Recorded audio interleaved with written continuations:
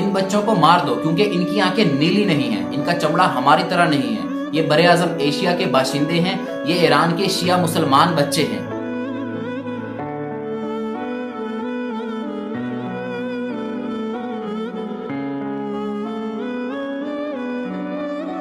हमारे लिए तो वो भी बच्चा था जो यूरोपीय पार्लियामेंट में आया था, जिसका सर और चेहरा जला हुआ था, जिसकी वजह से पार्लियामेंट में बैठे हुए लोग भी रोने लगे थे। यूरोपीय पार्लियामेंट के सामने अपनी कहानी बयान करने आ गया।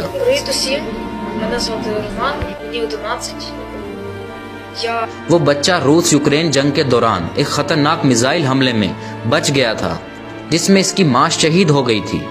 रोमन ने खुद बताया कि 14 जुलाई 2022 को हम एक अस्पताल में थे जब रूसी मिसाइल 3 बार इसी इमारत पर गिरे। ये आखिरी बार था जब मैंने अपनी माँ को देखा और इसे अलविदा कहा। वो खुद भी शदीद जख्मी हुआ।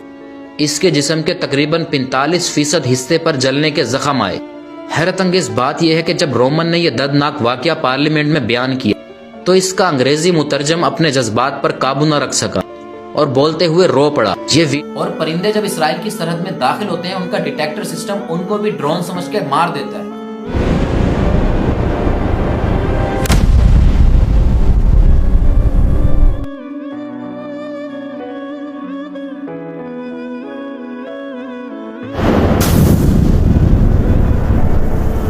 खतरनाक तरीन बात यह है कि वियतनाम की तारीख को दोहराया जा रहा है। आपको याद होगा कि एक लड़की जो भागती हुई जा रही थी, जिसकी एक रिपोर्टर ने तस्वीर खींची थी, उसका जिस्म जल रहा था वियतनाम वार में। इसी तरह ठीक है, कुछ और मौलिक हथियार फलस्तीन में आजमाए जा रहे हैं, चलाए जा रहे हैं। नाज़रीन, गजा में खतरनाक तरीन अमरीकी ममनू थर्मोबैरिक बमों का इस्तेमाल किया गया। खलीजी मीडिया का दावा है तकरीबन 3000 फलस्तीनियों के फजा में तहलील होने का होलनाक इंकशाफ हुआ।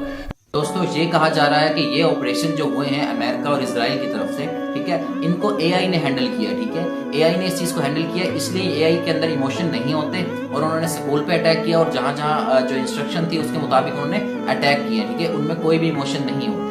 ठीक है, तो मैं कहूंगा कि अगर कोई सताया हुआ शख्स जो अपनी फैमिली को जंग में हार चुका हो, जिसने अपने बच्चों को मरते हुए देखा हो, या बच्चा जिसने अपने बाप को मरते हुए देखा हो, वो अगर आए और सवाल करे कि इन सब चीजों का जिम्मेदार कौन है, उन सब चीजों का जिम्मेदार वो फौजें हैं जो बहुत ताकतवर थी, ठीक है, लेकिन उन्होंने एक कदम आगे नहीं बढ़ाया, या इन सब चीजों की जिम्मेदार एआई है जिसमें इमोशन नहीं थे, जिन्हें सिर्फ इंस्ट्रक्शन दी गई, या एआई के क्रिएटर